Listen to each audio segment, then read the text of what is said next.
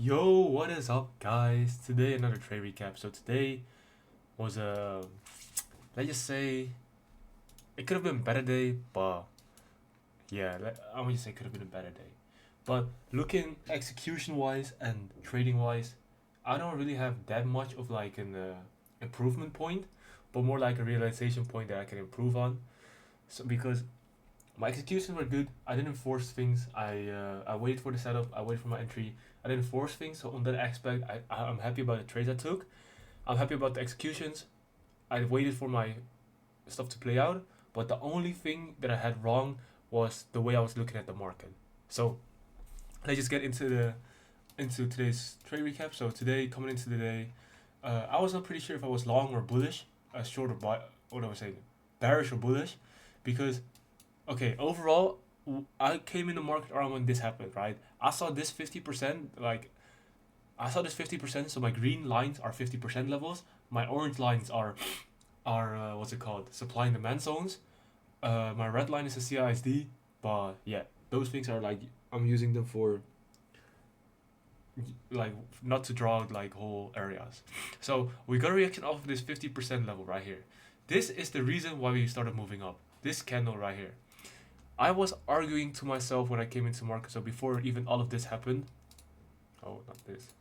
So before all of this even happened, I was telling myself, where is it more likely for us to go? So looking at the market in this way, right? Where is the market likely to go?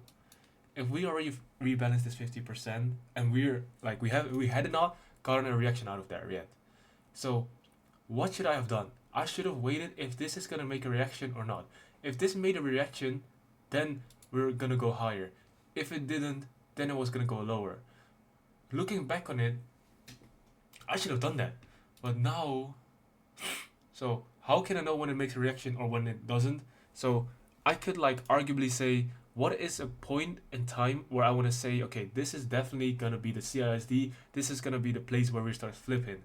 So you could say this maybe from here, but if you want to play it safe, you could say, okay, from here on, if we make a change in state of delivery from this candle right here on the 30-minute or like the 50-minute, you could say we're definitely gonna start flipping bullish. So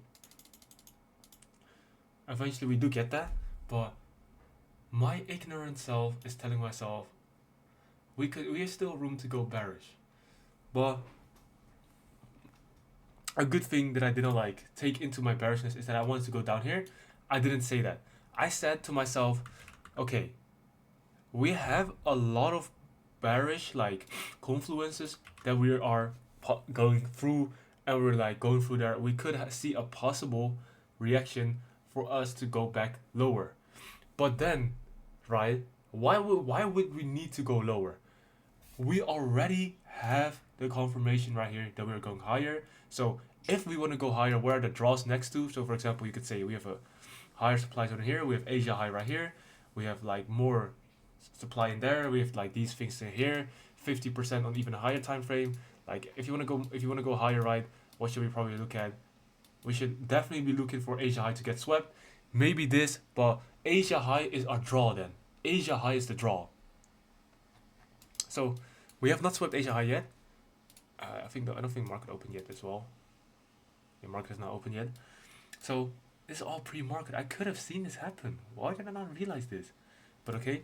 Uh, but I'm telling myself, wait, is this even this is what? Okay, nonetheless, okay.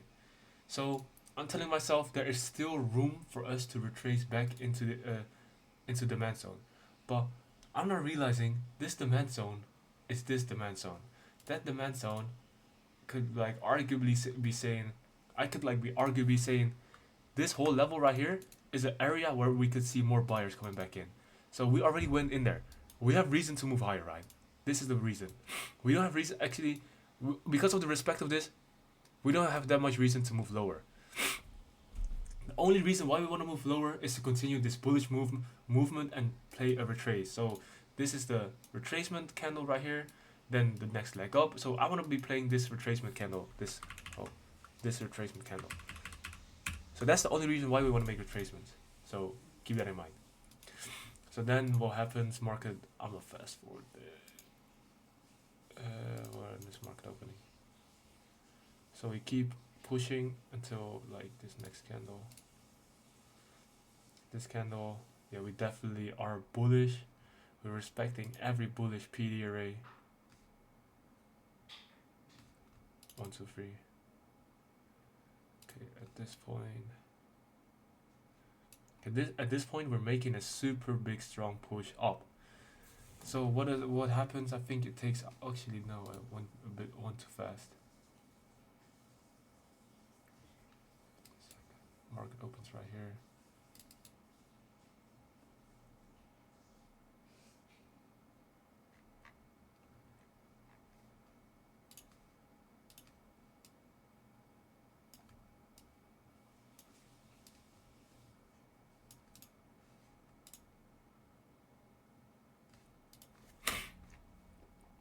Looking back on it, it was pretty clear we're going bullish. But at the time being, I was kind of being. I don't know why I didn't realize this, but at the time being, I saw a short potential somewhere in here. I don't know where exactly, but I saw a short potential. Let me see my trades.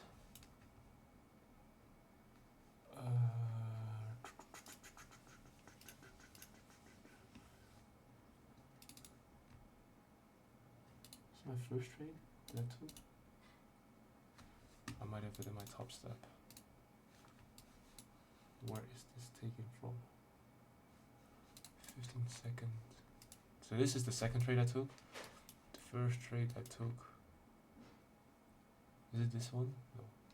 It's this one right here. So this high respected, I think, some sort of PD array on the left. I'm not sure what it was, but it respected something on the left. Like at the 50% level exactly. What did I wait for? I waited for us to get it back into the supply zone right here to see possible sellers come back into. Why I wanted to see that happening is because we had this supply zone. We respect some level on the left, and we have some more. We had demand down in here. We could have seen buyers coming back into place from down there. So I wanted to play a retracement to this supply zone. Overall, I was really happy about this trade. I was happy about the trade, but in this instance, I'm not playing continuation. I'm playing retracement. I'm playing the retracement. Retracement is a dangerous game to play, I realized today. So that's one thing I took. Second trade I took was the same idea. I want to see a retracement down back in here. But at this time, I have to argue to myself, okay, why would we need to come back this much? We have a supply in here. We could see possible, like I'm not saying it's going to be guaranteed, but we could see a possible reaction out of this supply zone. Because this is a place where, demand. This is a place where buyers are coming back into the market. But I didn't really take that this whole place into my analysis. So that's kind of a thing that I should be more cautious of. So if I had taken this within my trade, what should I have done? I should have seen this from same analysis. I would have probably taken it from the same place. So the same trade like this. Because retracement is here. This is not the candle where I would have taken. I would have waited for the impulse down. Impulse down, same trade. But then I could only take it to here. Could I be forcing myself to take it?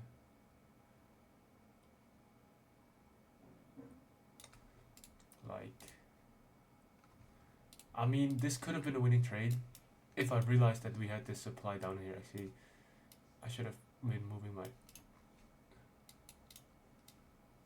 And we had also this next one that got created. Yeah. 2 L's on that. I took 2 shorts. Moral of the story, don't short when the market is going long. Which I realized today, I'm playing continuation. Why am I playing the retracement? Why? With that reason, I lost today. I lost two trades today. I lost 2 trades today, 2 setups, and yeah, unfortunate, down $200 on the day. Still off a small bit for the month, but overall, I'm learning about the markets better. I'm learning about myself better, and that's really what trading is about. I should be improving myself as a trader, and these losses show me what I'm doing wrong, show me what I can improve on, and that's really what I should be doing. I can only improve on the stuff that I do wrong, and the markets will tell me if I'm doing better or worse. And yeah, just focus on the executions, which I realized today that I should really be more looking in the trend wise. So if market is going up, look for the retracement going up. But overall, a good point is that I'm starting to realize more where market is going to, where market wants to go to. For example, in this instance, I had like a good indicator. I could define this low pretty good. I can define these lows really good. I know why market is going there. I know why markets went here and stopped there. So that's a good thing.